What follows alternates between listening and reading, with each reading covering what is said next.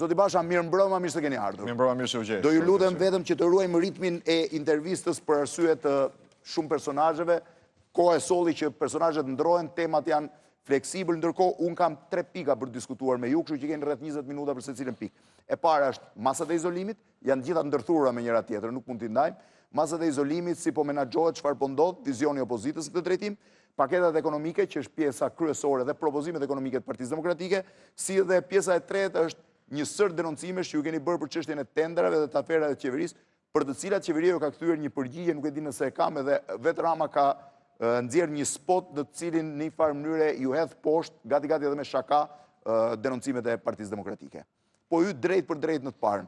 Masat e izolimit, po i quajmë tani, masat e ndërmarra, kemi qenë gjithë dakord që në fillim ishin domosdoshme. A mendoni që ka ardhur koha të lehtësohen diçka më shumë? Nëse qeveria do të kishte pasur një plan, nëse qeveria do të kishte treguar transparencë dhe mirë menaxhim për krizën, sot Shqipëria do të ishte shumë më e hapur, do të ishte në një stat shumë të përparuar të hapjes, dhe nuk do të kishim këtë gjendje ku pandemisë virusit tani i bën konkurrencë, madje është bërë po aq e rrezikshme, mos them edhe më e rrezikshme pandemia ekonomike. Jo, kjo është padyshim më e rrezikshme. Për momentin vëmendja ndaj ekonomisë, të paktën vëmendja, se unë nuk e di pasojat, janë më të mëdha se sa ato të Covid-19-s. Por ju thatë që qeveria nuk i mori masat në momentin e dur, zoti Basha. Ndërkohë, ka shumë veta që pretendojnë që qeveria reagoi më shpejt se sa duhej, më mirë se sa duhej dhe arriti të sigurojë këtë rezultat që kemi sot. 31 jetë të humbura, edhe pse secila jetë ka koston e saj, shumë pak të shtruar në spital, shumë pak në terapi intensive dhe vetëm 700 ca të prekur.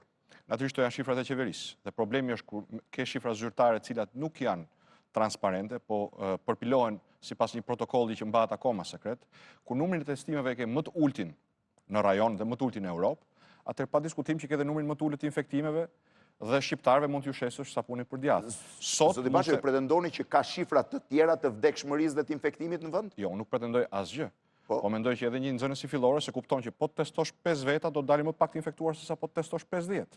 Dhe në raport me vendet tjera të Europës, ky është raporti 1/10, 1/100 i testimeve në Shqipëri. Në raport me vendet tjera të rajonit është 1/3, 1/4, në rasti më të mirë 1/2. Pra qeveria e ka mbajtur të ulët numrin e testimeve dhe shifrat që na shërben nuk janë shifrat e realitetit. Këtë mund ta shikoni fare thjesht, sepse vetëm para pak ditësh keni parë në kurbën e raportuar zyrtarisht që ne arritëm në nivel po aq të lartë sa me datën 4 prill.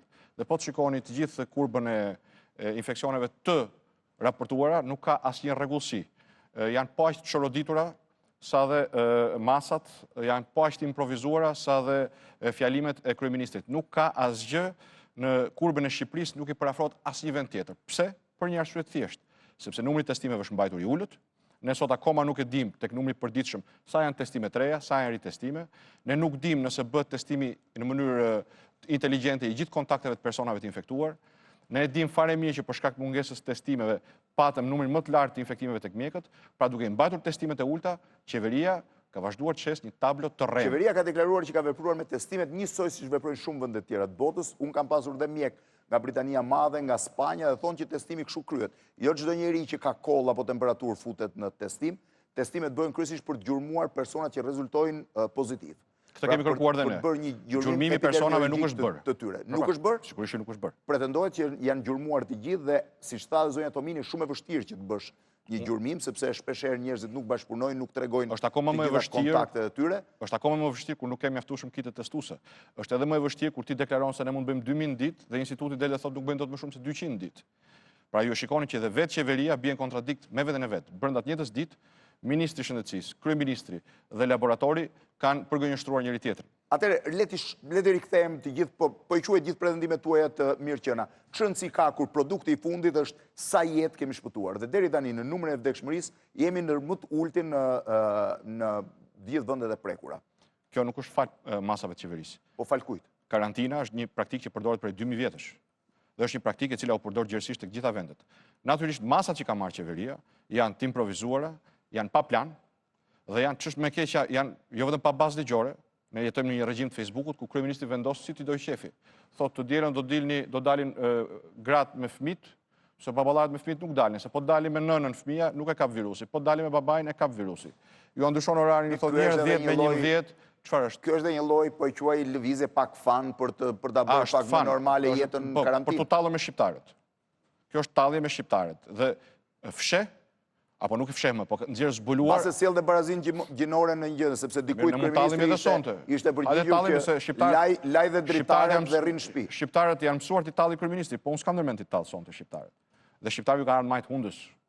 Pandemia ka nxjerr zbuluar një shtet disfunksional, një shtet prej kartoni, një shtet që përbëhet nga one man show. Por një shtet që gjithsesi ka arritur një numër shumë të vogël jetësh të humbura, një shtet që nuk e mbushi kurrë spitalin. Me të njëjtat masa, me të njëjtën situatë, me masa shumë të lira, më të liruara, Greqia ka një numër më të ulët vdekshmërie se Shqipëria. Për 1 milion banor. Pikërisht. Sigurisht për 1 milion banor, krahasimi bëhet për. Po Maqedonia ka një numër më të lartë se sa ne. Nuk është e vërtetë. Po të shikoni shifrat, në gjithë rajonin Shqipëria demonstron me shifrat zyrtare, me shifrat që se ju e keni parë, që vetëm Shkodër 2 apo 3 pacientë që ndruan jetë i deklaruan për shkak të Covidit dhe pastaj ndryshuan. Pra, problemi është që s'ke transparencë, Blendi. Aq sa nuk ishim transparencë për mënyrën se si u vendos të futeshim te ky regjim. Fakti që e vonuan për një kohë të gjatë pavarësisht se u paralajmëruan.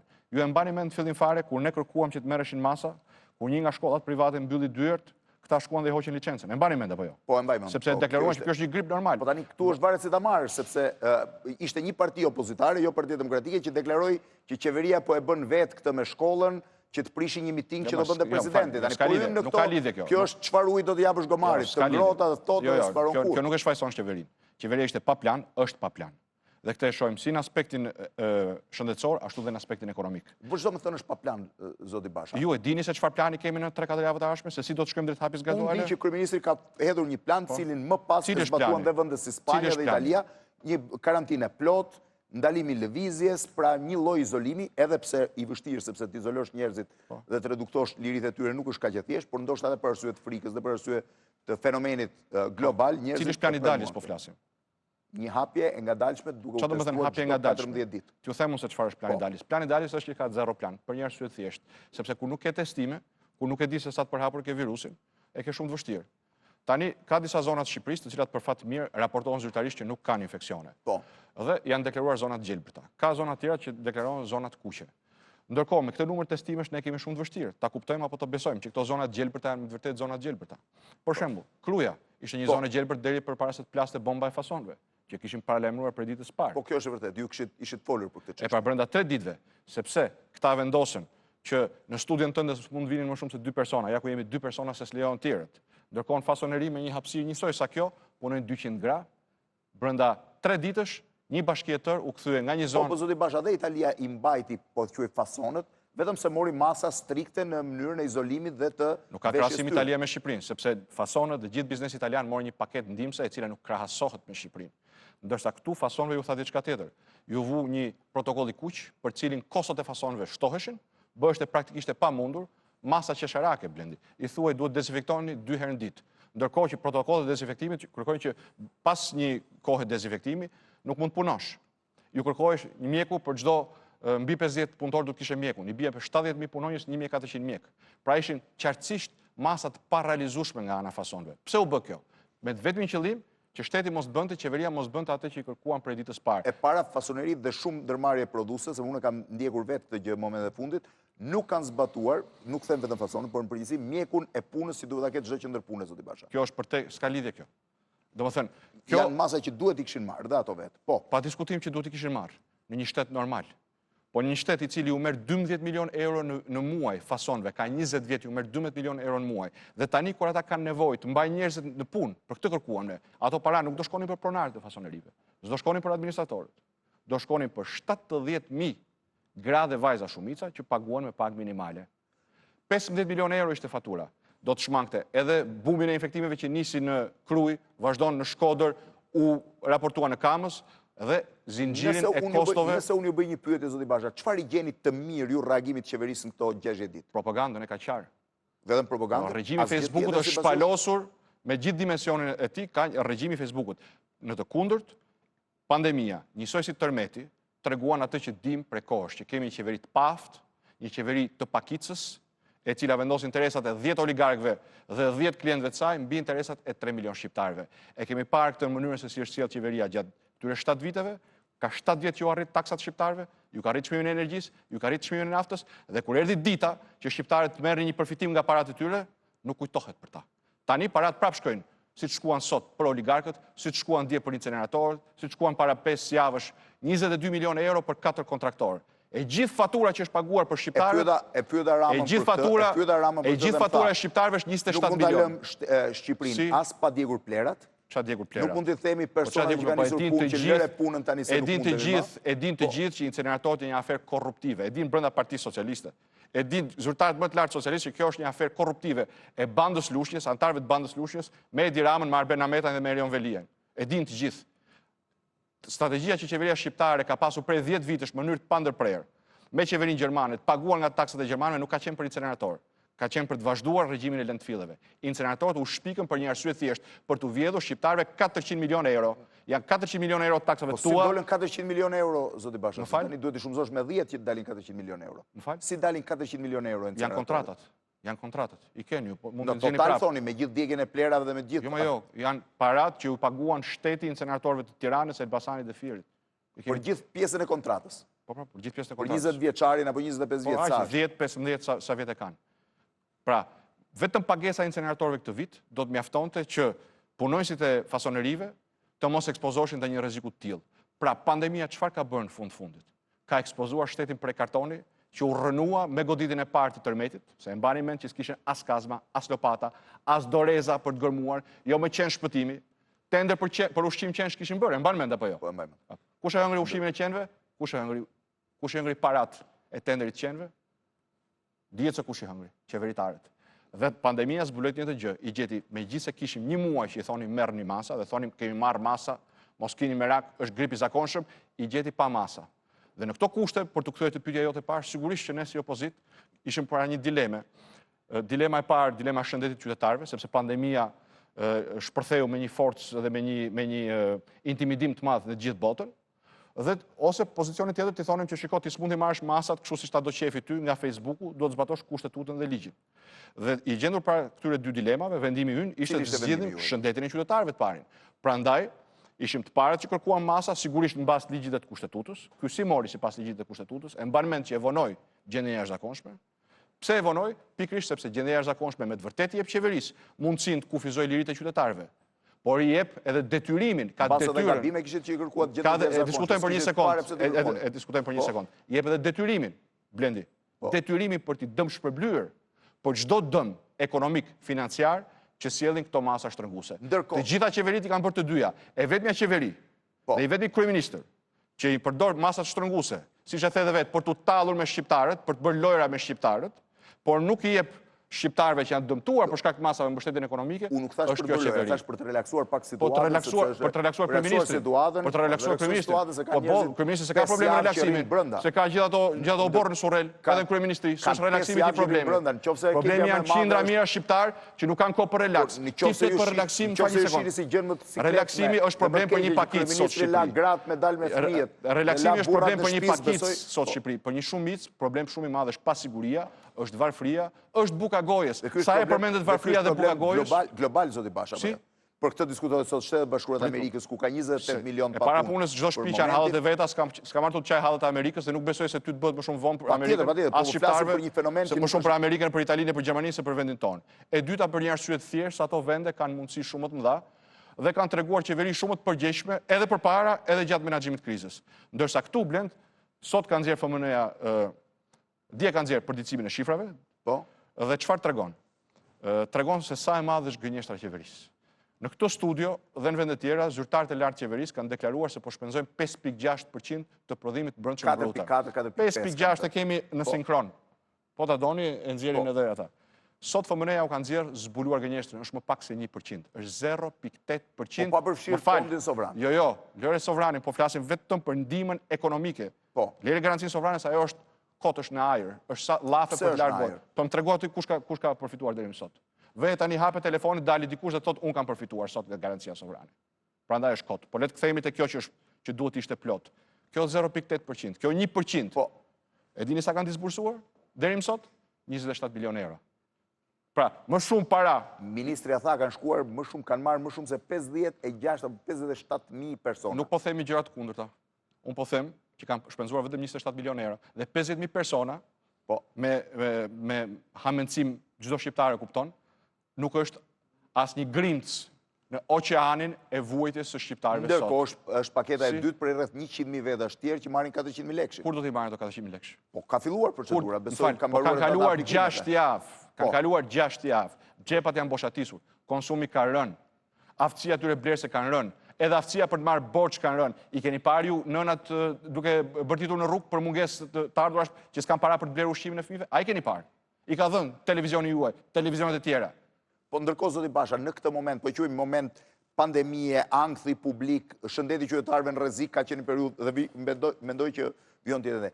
Nuk gjeni asnjë llaf të mirë për qeverisjen, vetëm propagandën i vinin duke? Absolutisht, llafi i mirë, po që nuk e them si vlerësim, është që në propagandë dhe në nivelin e mashtrimeve merr 10 me yll. Dy gjëra spikasin këtë pandemi. Propaganda dhe vjedhja. Kjo është e vetmja qeveri e cila edhe në kohë pandemie vjedh. Vjedh paratë shqiptarëve. Po ç'do të thënë vjedh më zot? Vjedh do të thotë që bën tendera sekret pikërisht për të fshehur çmimin, për të fshehur kontratat, për të fshehur ofertat.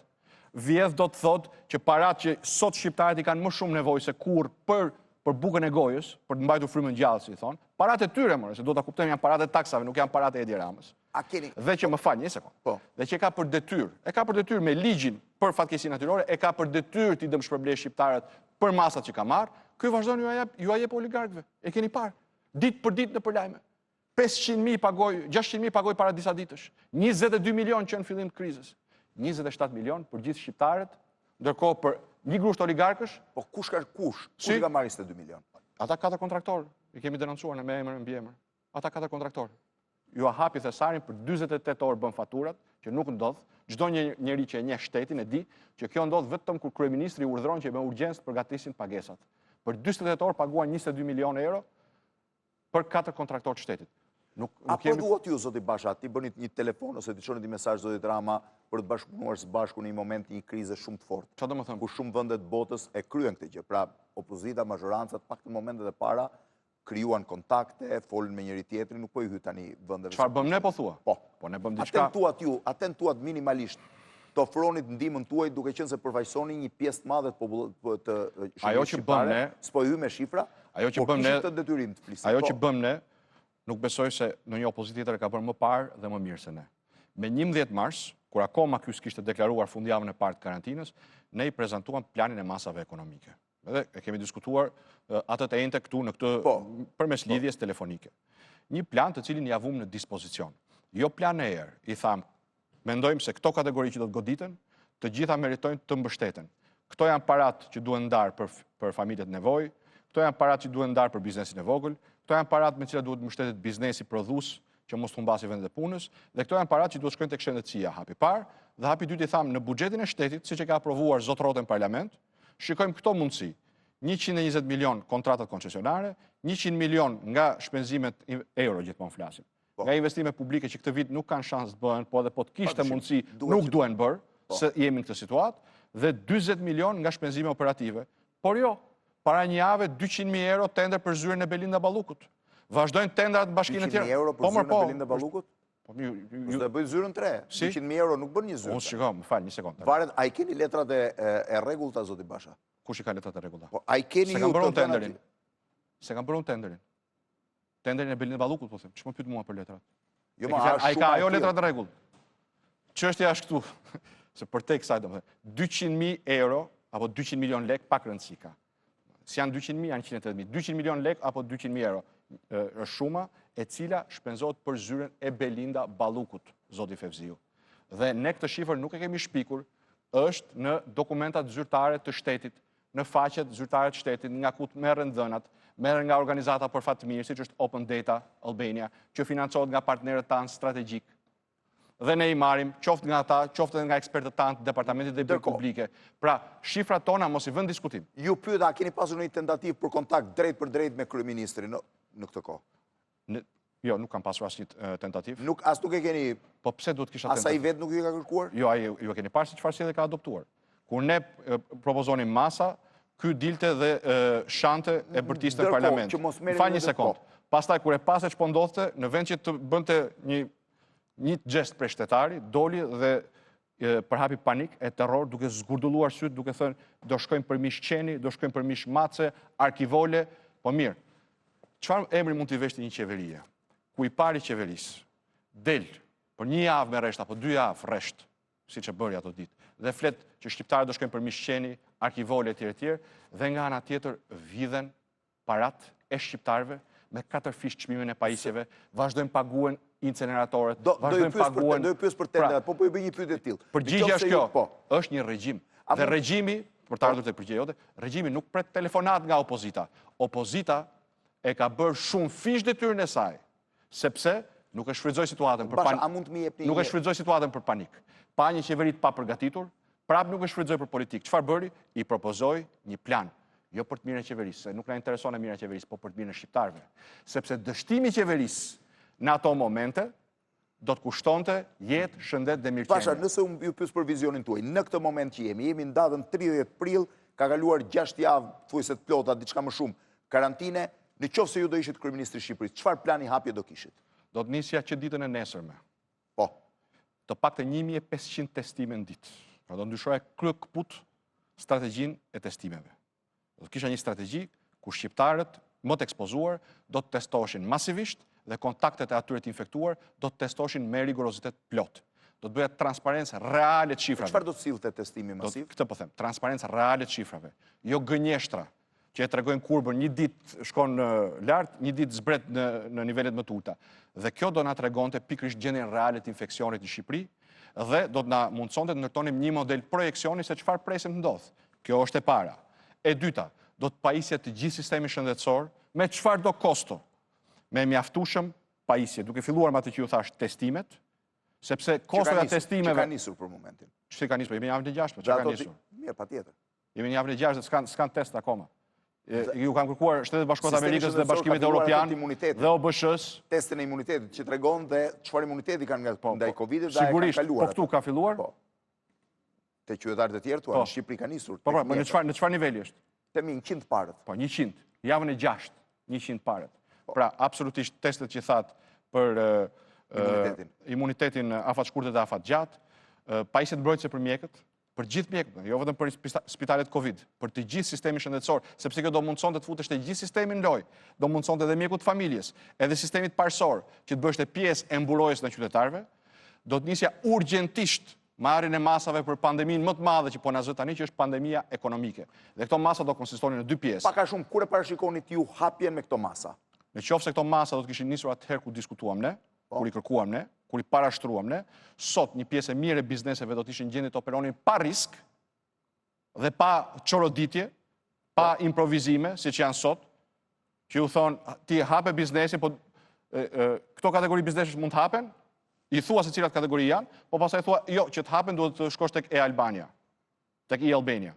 Pastaj i thua mund të rinë të hapur gjithë ditën, po atyre që do vinë blenke ju, mund vinë blenke ju vetëm 90 minuta në ditë. Ndërkohë, po. Pra, hapja e bizneseve do të kishte nisur nën këtë kontroll të testimeve shumë më shpejt dhe pjesa tjetër, e cila do të vazhdonte për arsye të mbrojtjes së shëndetit, të qëndronte e kufizuar ose mbyllur, do të merrte një paketë dinjitoze. Do të merrte në një qeveri serioze, me një kryeministër serioz, me mua do të merrte një paketë më të madhe se të Kosovës, jo 1/3 e paketës Kosovës. Çfarë do të thënë një paketë më të madhe se të Kosovës? Që do të thotë që nëse Kosova dedikoi 179 milionë euro me paketën e parë dhe ne dedikuam më pak se 60 milionë euro me paketën e parë, me një qeveri serioze, me anullimin atyre tenderave dhe të shpenzimeve që qeveria i ka dedikuar për veten e vet dhe klientët e vet, do t'ju ktheja shqiptarëve. Në këto rrethana që jemi sot, ta mbaroj përgjigjen? Po. Do t'ju ktheja shqiptarëve paratë të taksave të tyre, tani që i kanë më shumë se kur nevojë. Në këtë situatë që jemi, kur mendoni ju që duhet fillojë hapja? Në këtë situatë që jemi, ne nuk e dim ku jemi. As ti nuk e di, as kush nuk e di. Prandaj del. Rrezikon të na rikthehet pandemia? Do të thënë epidemia, se pandemia kjo është një rrezik i përhershëm kudo, edhe në vendet cilat i kanë marrë masat siç duhet. Po, Gjermania problemi është që ne jemi me sy të mbyllur. Problemi është që ne vazhdojmë të jemi me sy mbyllur. Dhe të gjithë situatë kaosi total, mungesë plani, mungesë strategjie, e cila reflektohet sot më shumë, do të thoja, ose njësoj ose më shumë se tek që tregon edhe sondazhi juaj tek shëndetja apo frika për shëndetin tek ekonomia shqiptarëve. Këtë situatë, kjo qeveri dhe ky kryeministër po e përdorin politikisht duke bërë gjestet të pahishme që nuk i takojnë dignitetit e një shtetari sot në Europë, siç janë ato që del nga mëngjesi, e dini sa e kishte matur një nga këto agjensit. 9 orë në ditë është ose në Facebook ose në televizor. Po Facebookun e ka të veten, mund dalë sa doj. Pse ai është njëri që mund të bëjë çfarë doj. Kryeministri s'ka përgjegjësi që t'ju vinë ndihmë njerëzve. Nuk ka përgjegjësi t'ju çoj lek mjaftueshëm nënave që s'kan bukë për fëmijët e tyre. Nuk ka përgjegjësi të mbështes biznesin që mos të falimentojë. E kuptoni ju sot që fal masave të vonuara dhe gjysmë masave të tij, ne kemi zyrtarisht 61.000 pa punë, ndërkohë që Kosova raporton 6.000 vende të reja pune. Kjo është diferenca. Kjo varet pëse çfarë lloj komunikimi do të bëjë kryeministri me mi fundi një fluks këtu tani dhe unë sapo ju thash diçka tronditse. S'mund ta kalojmë kështu, si ujin në rrogoz. Kjo është diferenca midis një qeverie të përgjegjshme dhe një qeverie kriminalisht pa përgjegjshme. Në Kosovë raportohen edhe fal formalizimit përmes masave, i dhanë stimuj fiskal që të formalizoheshin, jo të ishte nga puna pronari, 6.000 vende pune më shumë. Sistemi i tatim taksave të Shqipërisë raporton, që nuk është shifra totale, 61.000 vende pune të humbura. Kjo është diferenca. Po flasim për 2 shtete që janë pjesë e një kombi. Diferenca është atje ke një qeveri që edhe në kushtet e një krize politike arriti të merrte masa minimalisht normale. Këtu ke një qeverinë e 10 oligarkëve që edhe në kohë pandemie u zbulua që punon për oligarkët, s'punon për shqiptarët. Ndërkohë, zoti Basha, po e heq pjesën e propozimeve fillestare të Partisë Demokratike, thatë 11 mars i keni prezantuar edhe ju kam pyetur për to. Jemi në datën 30 prill, e lëm që është bërë sot. Nëse do ishim nga ky moment e tutje, çfarë mund bëj ekonomikisht Shqipëria? Pra thënë ndryshe, nëse ju do ishit në vend të Edi Ramës, duke mos i marrë në konsiderat çfarë është thënë deri tani, çfarë do të bënit sot e tutje ekonomikisht? Gjëja e parë që do të bëja, do të krijoja një hapësirë financiare për likuiditet, për të injektuar likuiditet në ekonomi. Si bëhet kjo? Kjo bëhet në radh parë duke anulluar ato akte të ndërmarra nga kjo qeveri që e kanë thithur likuiditetin. Me fjalë tjera që i kanë marrë para të shqiptarëve dhe i kanë çuar në një dhomë ku janë 10 oligarkë dhe Edi Rama. Koncesionet. Po. Të paktën 100 milionë euro nga investimet publike, të paktën 40 milionë euro nga shpenzimet operative. Do të ishte hapi i parë. Po. Së dyti, do të kisha prej kohësh, po me që po thoni që janë në ky moment, urgjentisht do të hapja një konsult të drejt për drejt me biznesin. Do të hapja një konsult drejt për drejt me punëdhënësit. Do të hapja një konsult drejt për drejt me përfaqësuesit e biznesit vogël që janë 70% në 100 njësi ekonomike në Shqipëri janë të vetë punësuar, janë biznesi vogël. Me fermerët, me biznesin prodhues, me fasonët, me turizmin. Se shiko çfarë ndodh. Deklaron në paketën e dytë do mbështes 10.000 punonjës të turizmit.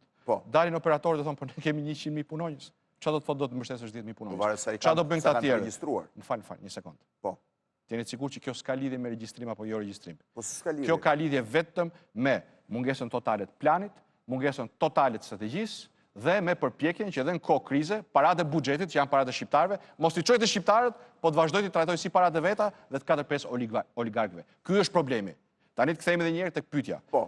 Në konsult me ta do të vendosim se cila do të ishte mënyra që këto paratë i vendim sa më shpejt dhe sa më mirë në funksion të ekonomisë. Sepse sot nuk ka kërcënim më të madh për ekonominë shqiptare se sa rritja galopante e papunësisë, e varfërisë, rënja pikjate e konsumit dhe me të treja këto të kombinuara futja në një krizë, pasojat e cilës do të jenë të parikuperueshme në një periudhë afat shkurtër. Po ku do t'i gjej parat kjo qeveri, zoti Basha? Aty ku i është po llajt thuash, jepi këtij, jepi atij, jepi këtyre, paket për turizmin, paket për fasonët, paket për fermerët, paket për ata që humbin. Ku t'i gjej parat? Përgjigjja shumë e thjeshtë se e kam dëgjuar këtë pyetje shpeshherë edhe nga ju. Aty ku i gjen Kosova? Aty ku i gjen një qeveri që nuk vend 10 oligark para 3 milion shqiptarëve? Aty ku i gjen një qeveri që nuk ju merr bizneseve mbi 800 milion euro, ta dish, borxhe përmes kontratave të papaguara, TVSH-s pari imbursuar, dhe ndërkohë që vetë qeveria është borxhlit e bizneset, ju thot, hajdeni tani, shkoni merrni kredi ju. Pra, qeveria është ajo që po e thith likuiditetin. Dhe në këtë periudhë krize, qeveria duhet të jetë ajo që duhet ta injektojë likuiditetin. Dhe këto do të ishin masat e para që do të ndërmerreshin. Qeveria duket se do rris borxhin, zoti Basha. Jeni dakord ju për rritjen e borxhit?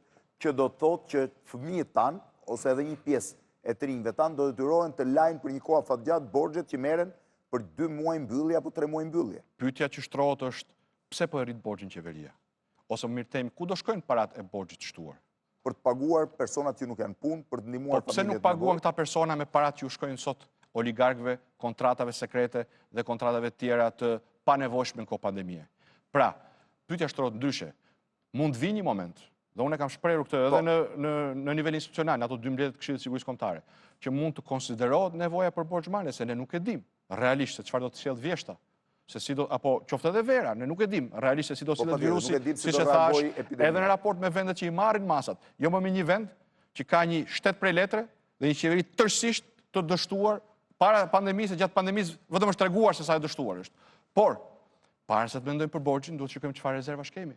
Sepse, me që u futet këtë kjo çështje, ndonë se mund të jetë pak abstrakte për një pjesë njerëzve, ndryshe merret borxh, kur ke 2 miliardë euro kontrata me 10 oligark, ndryshe t'je borxh tjetri dhe ndryshe kur ti i ka anulluar këto.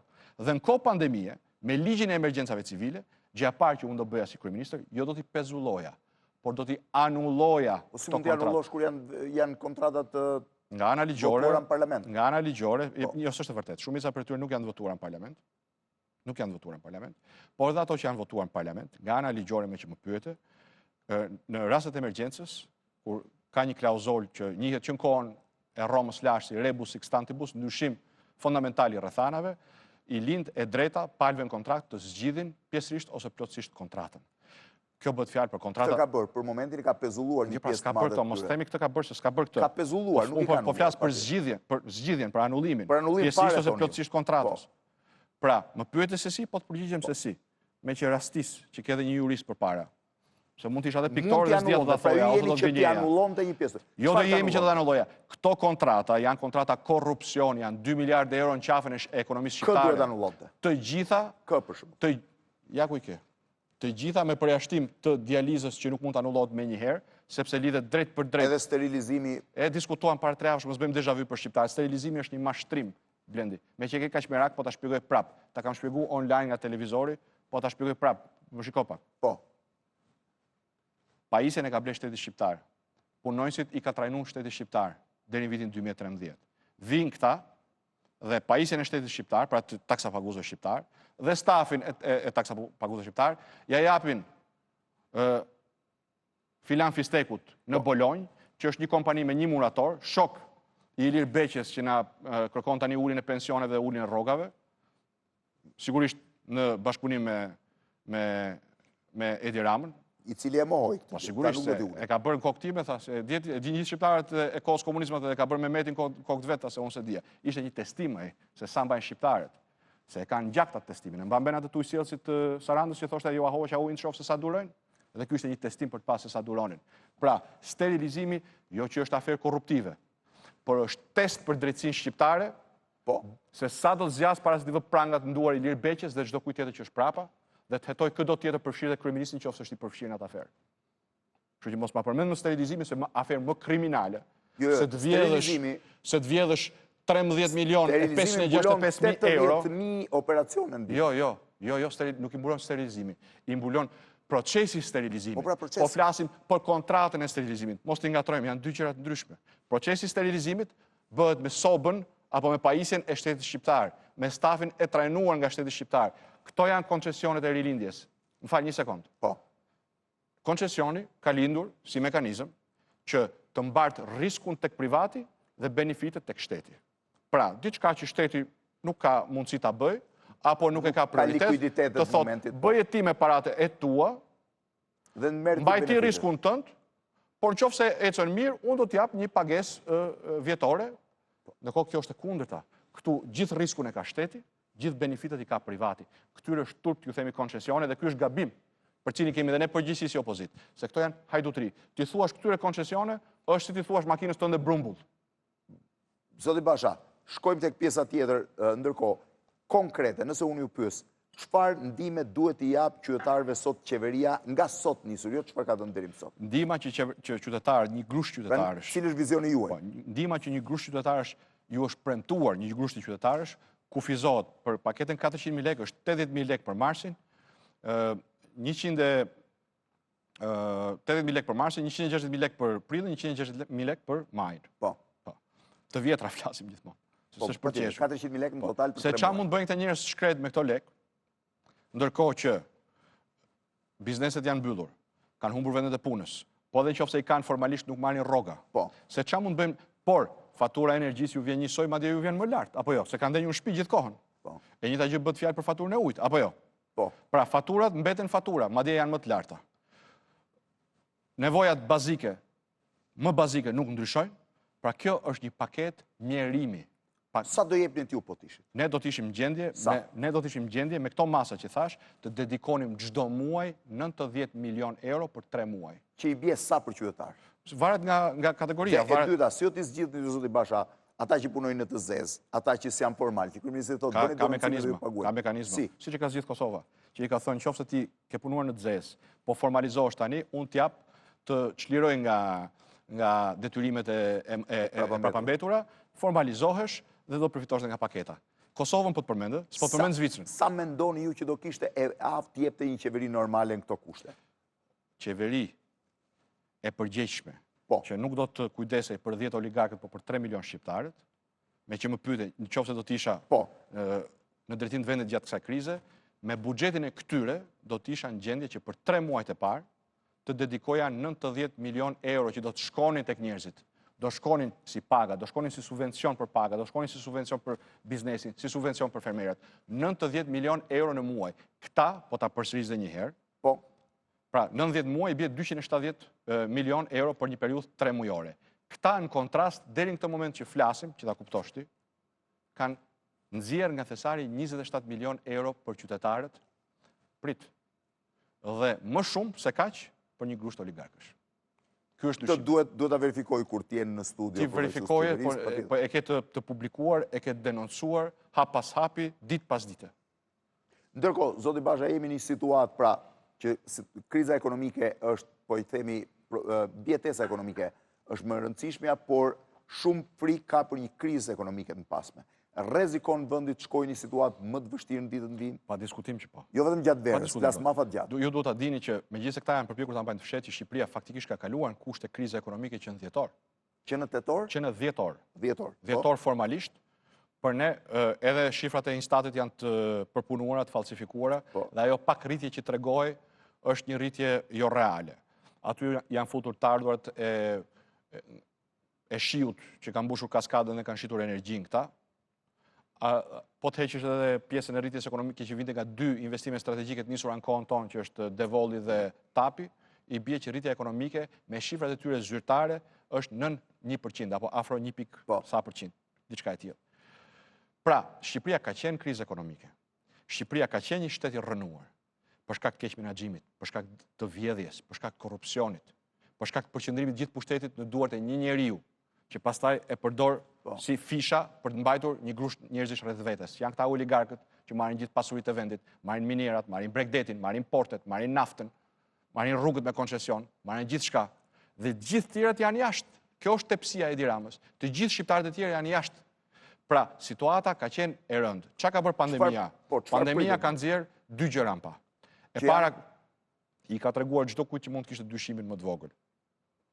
Se nën këtë njeri, vendi nuk ka më as formalisht një qeveri. Ka treguar që këtu nuk ka jo kushtetut, po ky është një regjim Facebooku, ku gjithçka bëhet nga Facebooku i kryeministrit. Dhe së dyti ka treguar përfundimisht që edhe kur shqiptarit i vjen kur i thon thika në gryk, ka në krye një njeri i cili paratë e tyre, paratë e taksave të tyre, parat që kanë paguar gjithë këto vite, taksat që ju ka rritur gjithë këto vite, faturat që ju ka rritur gjithë këto vite, në vend që në këtë moment që e kanë thikën në fyt, që ju a çoj atyre, prap ja çon 10 oligarkëve. Zoti Basha, pash një sondazh të bërë nga Eduard Zaloshnja, i cili tregonte që pjesa më e madhe e qytetarëve në masë të konsiderueshme konsideronin, pra merrnin parasysh që kryeministri kishte marrë masat që duhen dhe që vendi po shkonte në drejtimin e duhur me rastin e pandemisë. Pra, mos jeni ju gabim perceptimin tuaj dhe sondazhet tregojnë të kundërtën? Unë siguroj që gabim është kushdo që bën punë të tilla për qeverinë. Sepse mjafton dalim jashtë kësaj flucke, e të pyesim këtë duash ti në rrugë, demokrat dhe socialist, e ti pyesësh si je, çfarë gjendje mendore je, çfarë gjendje psiqike je, çfarë gjendje ekonomike je, sa i sigurt je për nesër. E lë më të krahasosh se si është qytetari i Republikës Shqipërisë, fjala bie me qytetarin e Republikës Maqedonisë Veriut, apo të Malit Zi, apo të Kosovës, mos merremi me Serbinë që e ka 10 fish më shumë, do e kuptosh që nuk ka dështim më të madh në këto 7 vite dhe me pasojë më të mëdha se sa mënyra se si Edi Rama ka zgjedhur dhe ka vendosur të keq menaxhojë krizën që na erdhi për shkak të pandemisë. Nuk e solli ai pandeminë, po ai kishte në dorë t'ju bënte më të lehtë jetën njerëzve. Ai kishte në dorë t'i çonte lekët tek familjet në nevojë. Ai kishte në dorë. Por ai mori masa që nuk e quhen Shqipërinë si Italia, që nuk e quhen Shqipërinë si Spanja, që nuk e quhen Shqipërinë as si Shtetet Bashkuara të Amerikës, dhe as si Britania e Madhe. Një sekond. Të thash edhe një herë, me masa shumë pak të rrepta, Greqia ka një numër më të ullët për frym viktimash. Pra, mos merrem me një praktik që ka 2000 vjet, nuk e ka shpik Edi Rama karantinën, ka 2000 vjet, edhe emri vjen nga latinishtja. Pra ka 2000 vjet karantina, nuk është shpikur tani. Pra, me vërtet japim Cezarit atë që i takon Cezarit, po karantina i takon Cezarit të lashtësisë, jo Edi Ramës. Pra, kjo është një masë mbrojtëse për cilën ne e kërkuam dhe e mbështetëm për një arsye, se ne e dinim sa të papërgatitur ishin ta. Dhe e dinim se çfarë kosto njerëzore mund sillte kjo në shëndet dhe në jetë njerëzish.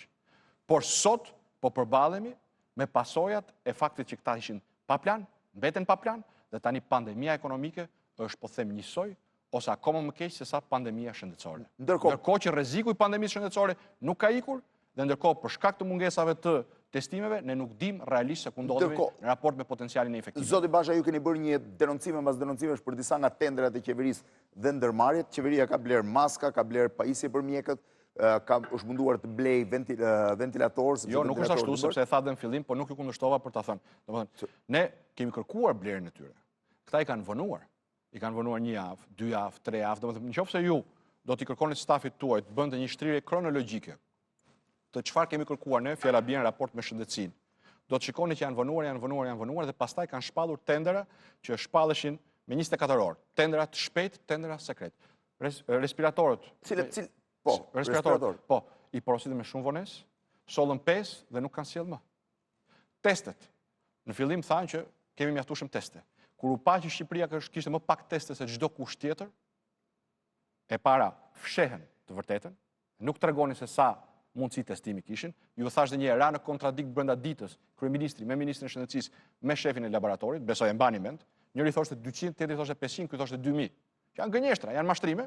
Dhe sot e kësaj dite ne nuk e dim se çfarë aksesi kemi në teste. Unë kam biseduar me disa prej përfaqësuesve të partnerëve tanë në Tiranë, partnerëve tanë strategjik, të cilët duhet ju shpreh mirënjohjen edhe nga kjo studio, të cilët po përpiqen, sepse tani është më e vështirë kuptohet, që brenda një kohe sa më të shkurtër të ndihmojnë Shqipërinë me një numër sa më të madh pajisjesh testimi. Dhe këta janë Shtetet Bashkuara të Amerikës dhe Bashkimi Evropian. Nuk besoj të ketë qenë çështje strategjish me testet, zoti Basha, sepse pati privat që sollën teste masive dhe shteti e ndaloi procesin e testimit. Nuk është ashtu.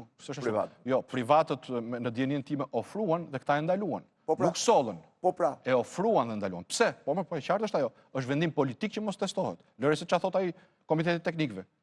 Jo, nuk është çështje mungese testesh pra. Po pra sigurisht që është çështje mungese testesh. Ishte vendimi i Edi Ramës të mos testonte. Për 2 arsye. E para, pra jo se i mungonin testet. Po pra nuk. Sepse testet mund të sillte privati dhe po ashtu bëheshin. Jo, jo. Ky nuk bleu teste me qëllim. Nuk bleu teste me qëllim. I vonoi nuk bleu teste me qëllim. Dhe sot po ju them, testet që mund na vinë, do na vinë si rezultat i ndihmës financiare të USAID-it dhe i ndihmës financiare të Bashkimit Evropian, këtë po të them dhe unë. Pyetja është pse nuk bëri teste. Kjo është pyetja, apo jo? Po. E para për të mbajtur situatën, për të fshehur situatën e vërtetë, sepse me numrin real të testimeve, ti je i sigurt që tabloja infektimit dhe tablo e pasojave të infektimit do ishte shumë ndryshe, dhe e dyta, duke mbajtur situatën me informacionin siç i teket atij, e ka shumë të thjeshtë që, siç e the ti, të bëj qef me shqiptarët, dhe ti thotë ti do dalësh filanor, ti do mbyllësh filanor, ti do gatuash, ti s'do gatuash, që tregon që kemi të bëjmë me një regjim të çrregulluar dhe psiqikisht, që në këtë kohë pandemie bën eksperimente me shqiptarët. Humorin që her pas here shfaq Ramës, besoj ta quhet çrregullim. Ati pyet shqiptarët që i trajton si kavje se çfarë mendojnë. Mos jep mendimin tënd, se unë e ti kemi drejt lëvizim. Pyeti pak ata, që ju thotë ti do dalësh, ti s'do dalësh. Ti do dalësh në orën 10, ti do dalësh në orën 11. Pyeti pak ata si ndihen. Kjo ka ndodhur në gjithë botën. Jo, më ke gabim, por këtë që the tani, qytetarë që s'dalin, Jo. Fali sekond. Po i polër tani mos nuk the këtë. Po, unë po të them diçka tjetër. Në gjithë botën del kryeministri dhe thotë ti do dalësh të orë, ti do dalësh atë orë. Jo, më zotri. Po ka kushtetut, ka ligj, ka autoritete. Shpallën një javë. Kryeministri ka thënë që është referuar ekspert. Ma falë, më lërë një sekond tash. Lërë kryeministri. Ka i shpallën një javë përpara. I thon ky do jetë regjimi. Jo një natë përpara i thotë do dalin nënat me fëmijë, pastaj do dalin këta, do dalin ata. Ky është abuzim i pastër me pushtetin. Nuk ka asnjë autoritet ligjor të sillet kështu ai. Asnjë autoritet ligjor. Ka vetëm atë që the ti, dhe e the tamam, ta kapi subkonscienca, që ai bën qef me shqiptarët. Qef me shqiptarët në kohë pandemie. I trajton si kavi. Po, qef të bëj me lepujt, nëse ka lepuj në Surrel, me pulat nëse ka pula në Surrel, edhe me ata madje është krim të bësh eksperimente, jo me shqiptarët. Ka që thjesht. Ndërkohë kemi rreth 13 minuta, zoti Basha, që nga ky moment për tenderat. Cilat kanë qenë denoncimet bazike tuajat dhe a mund mi përmendni konkrete që mos flasim përgjithësi? I kemi të gjitha, i keni edhe një tabel, mund t'i rendisni. Mendoj s'kam asnjë problem t'i lexoj një nga një, po do na vësh një rol. Këto janë PPP. Po. I keni tendera, janë afër 15 tendera për cilat është përdorur procedura sekret, duke përfshirë edhe letër higjienike. Ka deklaruar që është krejtësisht e kundërta, ka bërë dhe një spot madje. Po mirë, spotin e ka bërë, një pyetje. Ai spoti, ti e di si bën spotet apo jo? Ka kushtuar para, besoj. Po besoj. Ashtu. Ka kushtuar kohën e tij që del të bën si klon aty qesh, i bie ballit me kokë, ballit me dorë. Po. E ke parë që i bie ballit me dorë dhe qesh? Sa bën gjitha këto për t'i heqë vëmendjen shqiptarëve? Për 2 minuta, urdhëronte publikimin atyre shifrave. Po apo jo? I ka publikuar në spot edhe shifra? Jo, më fal, një sekond. Ka hedhur poshtë shifra? Një sekond. Mos më detyro tani të replikoj kot. I publikonte, tha, shteti, jo personi Edi Rama, jo aktori amatori estradës Edi Rama, që bën qef me shqiptarët, se është kryeministri. Dhe kryeministri nuk i publikon në spot zoti Fevziu, që ke qenë vitin 97 që e ndjek politikën, i publikon në fletore zyrtare, i publikon në faqen e APP-s. Pse dhe sot e kësaj dite, faqja APP-s nuk ka as publikimin, as ofertën, as kontratën për këto 15 tendera? Për një arsye shumë thjesht, se kanë 2 javë në katën e sipërm të kryeministrisë që manipulojnë shifrat dhe nuk ju dalin, sepse i kanë blerë me 4 fish, me 5 fish, me 3 fish çmimin e tregut, pra sepse në kohë pandemie, siç ta thash në fillim, këta kanë bërë 2 gjëra, kanë mashtruar dhe kanë vjedhur. Prandaj jemi sot në situatë, sepse në vend që parat e taksave ti çonin për ato nënat që kanë shumë më shumë vlerë se spotet dhe tallit e Edi Ramës me shqiptarët, që bërtasin në Korçë, i ke pa? I ke parë apo jo? I ke parë në Fier? Çajnë ato? Çajnë kavjen ato, që tallet Edi Rama. Janë nëna pa të ardhura dhe duan t'ju çojnë bukën në shtëpi fëmijëve të tyre. Kjo është e vërteta. Te Fluckës, së 5 politikanëve dhe 10 gazetarëve, kjo është Shqipëria e mjerimit, Shqipëria e vërtetë sot. Jo Shqipëria e klonit Facebookut, as e regjimit Facebookut. Ndërkohë, zoti Basha, kam 2-3 pyetje që janë më shumë sens politik me që folëm për nuk i vim një për një. Shiko çka kanë bërë sot. Kanë nxjerrë këtë Blendi vënofk, ministrin e arsimit, dhe ka bërë 2 njoftime në të njëjtën kohë. Ka thënë do hapet universiteti në qershor për bachelor, dhe do bëhen zgjedhjet për senatin dhe për rektorin. Çfarë është kjo? Po dhe vendet më të avancuara, që kanë një kontroll të popullsisë dhe që kanë një prognozë të infeksioneve, nuk kanë guxuar të thonë deri tani se kur do të hapen universitetet. Vendet më të përparuara kanë folur maksimumi për shkollat e ciklit ulët. Ciklit ulët, po. Kush është kjo? Me çfarë përgjegjësie merr kjo? Le të marr 2 shembuj. Ata që vinë nga zonat e gjelbra dhe futen në Tiranë, se në Tiranën e kanë universitetin në zonë të kuqe, dhe kthehen prapë te prindërit e tyre të moshuar dhe infektojnë. Dhe infeksionet rriten siç u rritën bum në Krujë brenda 3 ditësh. Kush mban përgjegjësi? Kush do mbaj përgjegjësi? Ti bëjmë këtë pyetje vetes. Sonte që jemi ulur ne këtu. Një sekond. Sonte që jemi ulur këtu, të të bëj një pyetje unë, të të bëj një pyetje retorike. Se pastaj merrim ato. Sonte që jemi ulur këtu, kush mban përgjegjësi për ata qindra që u infektuan në Krujë megjithëse i kishin parë emëruar të mbyllin fasonerin? Kush e mban përgjegjësi? Përgjigjja është askush. Se në regjimin e Facebookut, kryeministri është klon dhe paratë shqiptarëve janë për oligarkët. Sot asnjë s'merr përgjegjësi për ata. U smurën, mund të ndrojnë jetë, i shpallin se kanë ndruar jetë nga diçka tjetër. E njëjta gjë mund ndodhi. Vjen studenti, fjala bie nga një zonë gjelbër, s'po i vë emrin qytetit apo. Vjen këtu, merr koronavirusin. Pse çfarë masash do marrësh ti për të mbrojtur? Ke marr masa ti? Ke marr masa testuese? Qoftë për testimin për koronavirusin, qoftë për 2 testimet e tjera serologjike. Asgjë. Asgjë.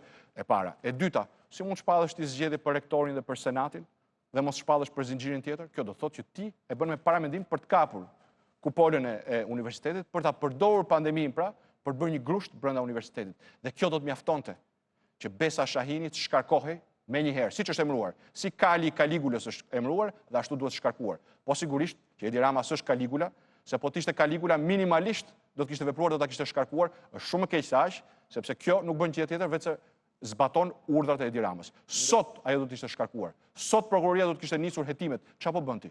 Po bën kronik një vrasje paralajmëruar. Ne themi mbyll fasonet. Ti thua nuk vin dot më shumë se një njeri te Fevziu. Kështu është apo jo? Se me që vinte edhe dikush tjetër. Po 200 gran fasoneri sirrin. Si do i sjellësh ti studentët në auditor? Me çfarë masash? E kupton pra që ke të bësh me një shtet të improvizimit, me një shtet pa plan, me një shtet që nuk i bëhet vonë, as për shëndetin, as për jetën e shqiptarëve. Ndërkohë, zoti Basha, si shihni qëndrimin e Presidentit të Republikës dhe dekretimin nga ana tij të masave të ndryshimeve në kodin penal? Ne kemi qenë kundër ndryshimeve në kodin penal për dy arsye. Cilat janë? Për arsye substantive sepse ishin totalisht pa nevojshme. Pra, ne deklaruam prej fillimit që prioritet absolut ishte jeta dhe shëndeti. Po. Pra, edhe aty kur këta, siç kanë bërë rëndom edhe para krizës, do vazhdonin të shkelin kushtetutën ato ditët e para, ne vendosëm që mos thonim që shiko po shkel kushtetutën, se mund të keq kuptoheshte si mesazh dhe shqiptarët të injoronin rrezikun që na kanë ose në fillim. Dhe në këto kushte, prej fillimit kemi mbështetur masat shtrënguese. Po. Por ama kemi kërkuar dy gjëra: transparencë, testime dhe mbështetje. Tre gjëra: transparencë, testime dhe mbështetje financiare për njerëzit në pamundësi. Çka kanë bërë këta? Vetëm terror. Vetëm friksim. Dhe ndryshimet në kodin penal nuk kanë asnjë funksion tjetër përveç se funksioneve të terrorit dhe të friksimit shqiptarëve. Mjaftonin masat administrative. Masat administrative do të mjaftonin për të trajtuar problemin e kontrollit të njerëzve që mos të përhapë infeksioni. Problemi i dytë, po që nuk është diçka që është vazhdimsi, domethënë është problemi i regjimit Facebookut, është që ne nuk kemi parlament që të bëjë ndryshime në kodin penal. Ai s'është parlament. Ai është landfill. Ligjërisht është. Po, ligjërisht është fare. Ligjërisht është fare. Se ligjërisht ta tregoj Blendi ty se ç'a është dhe ky që u tërhoq nga akuza ndaj Blendit se ç'a është. Ai është parlamenti i horrave, i kriminalëve është ai. Por s'është parlamenti i Shqipërisë. Se parlamenti i Shqipërisë sot i keni çuar parlamenti i Shqipërisë më mirë e ka marrën përgjegjësinë për ç'a ishte imi. Dakor, po mos nuk është problemi i vendit opozita, Blendi. Dakor, nuk është problem, por por aq më shumë të kushte që ne kemi kontributi juaj një pjesë, se s'duhet përdor fjalën palaçosh politik që janë kthyer atje në Karagjoz me po u vërtetu që fundi listave ishte fundi listave ishte edhe fundi edhe llumi i listave dhe mësipër tjetër, po nuk ishin kriminal, nuk ishin trafikantë. Po bën një ndryshim kjo. Se tendenca për t'i bërë barabar nuk i shërben shoqërisë. Njësoj dëm duke i vënë pastaj njerëz të papërgjegjshëm, të pashkolluar, ignorant, nuk po them shpeshherë edhe spekulant, të cilët sjellin kosto si këto. Që shqiptarët sot merrohen kur shohin. Dakor, po merremi me këtë çështje sa duash ti. Po fakti është që qeverisë e Dirama jo Lulzim Basha. Se po qeverisë e Lulzim Basha do ishin ndryshe punët sot. Të garantoj për. Ndërkohë, një nga tani edhe një herë po të them. Pra, kodi penal, ne kemi qenë tërësisht kundër ndryshimeve dhe çdo spekullim në të kundërtën është i pabazë. Vetëm kam dhe një pyetje të fundit. Ndërkohë, mundohuni sapo të mbaroj me Bashën lidhni pak i peshkvin Gjergj Meta. Ne kemi. Zoti Basha, një nga pyetjet thelbësore që po qarkullon në botë, por natyrisht ka kontekst në Shqipëri, është që pandemia dhe në përgjithësi dhe historikisht pandemitë mund të ndikoj për të kufizuar një pjesë të lirive dhe drejtave të njeriut që njerëzit i kanë fituar për kohë gjatë. Për arsye të rikthimit të masave drastike, shpeshherë kthimi në normalitet o merr kohë ose nuk bëhet 100%. Çfarë masash ose çfarë do bëni ju si opozitë që me kalimin e pandemisë Shqipëria të thejë aty ku ishte ose të avancojë më tutje? Pyetja është ndërtuar gabim. Shqipëria po kthy aty ku ishte, është aty ku është. Shqipëria nuk ka parlament të zgjedhur me votën e qytetarëve, Shqipëria nuk ka shtet të së drejtës, Shqipëria nuk ka gjykata të pavarura, Shqipëria pra i ka gjitha pushtetet në dorë të një njeriu. I kishte para pandemisë, Blendi. I kishte para tërmetit. Dhe pandemia vetëm ka nxjerrë në pah se çfarë ndodh në një shoqëri kur pushteti i besohet një njeriu që siç e thënë fillim të emisionit, për shefin e tij vendos ti thotë shqiptarëve ti do dalësh, ti s'do dalësh. Ti do marrësh 5 lek, ju gjithë tjerët s'do merrni asgjë, se parat i kanë për këta 10 me cilët ha e pi e ndaj lekët e shqiptarëve gjithë ditën. Pra, të gjitha këto kanë ndodhur sepse në Shqipëri është rënuar baza e bashkëjetesës demokratike, që janë zgjedhjet e lira, që është shteti i drejtës dhe që është barazia para ligjit. Këto janë rënuar dhe pushtetet janë përqendruar në një dorë. Prandaj jemi në regjimin e Facebookut. Ndryshe nga çdo vend tjetër. Çfarë do bëni zoti Basha? E vetmja mënyrë për të kthyer te demokracia. Dhe ju mendoni që mund të zhvillohen zgjedhjet parakoshme në këtë situatë? Unë mendoj se kthimi te demokracia një orë më parë është një emergjencë akute për të trajtuar çdo problem. Se edhe problemet ekonomike që kemi e do na thellohen, edhe problemet e papunësisë, e të varfrisë, edhe problemet e dinjitetit dhe lirisë qytetarëve nuk do të zgjidhen. Nëse mësojmë diçka nga pandemia, është që ajo që ishte keq para tërmetit, ajo që u bë keq me tërmetin dhe u bë më keq se me pandemin nuk mund dhe nuk do të përmirësohet pa ndryshim. Pandemia e ka vulosur domosdoshmërinë e shoqërisë shqiptare për ndryshim dhe ndryshim të thellë.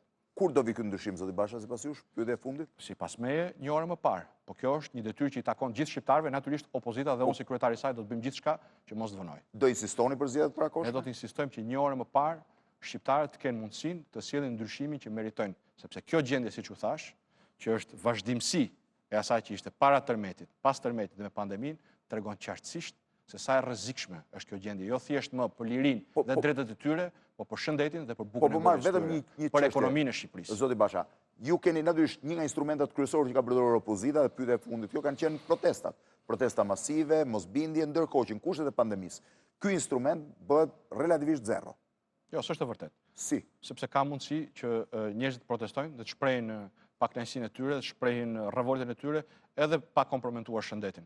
Dhe këto na e tregojnë edhe protesta në vendet ndryshme të Europës apo të hapësirës pa pasur grumbullimet në publike. Ka mënyra të ndryshme, absolutisht. Dhe ju po mendoni mënyra të tilla për të Ne jo vetëm po mendojmë, po ne po inkurajojmë dhe mbështesim çdo formë të përballjes dhe rezistencës qytetare, sepse qofse 6 javë përpara ishin pozitat e natyrshme për një opozitë përgjegjshme, edhe kur ka një qeveri të papërgjegjshme, të bërjes gjithçka për shëndetin, jetën dhe sigurinë e qytetarëve, sot nuk mund të rrim duar kryqur, ku shohim që pikërisht këto, shëndeti, jeta, ekonomia e shqiptarëve, po përfundojnë keq më keq, por shkak një qeveri që është pa plan, që improvizon dhe që e ka mendje prapse vetëm të gënjej, të bëj propagandë dhe të vjedh paratë. Dhe kush do jetë, se unë e kuptoj shumë mirë që opozita në këtë moment reagimi vetëm që ishte të mundoj të korrigjonte defektet e qeverisë dhe të denonconte, po quaj abuzimet e saj. Edhe të propozonte. Dhe të propozonte, po.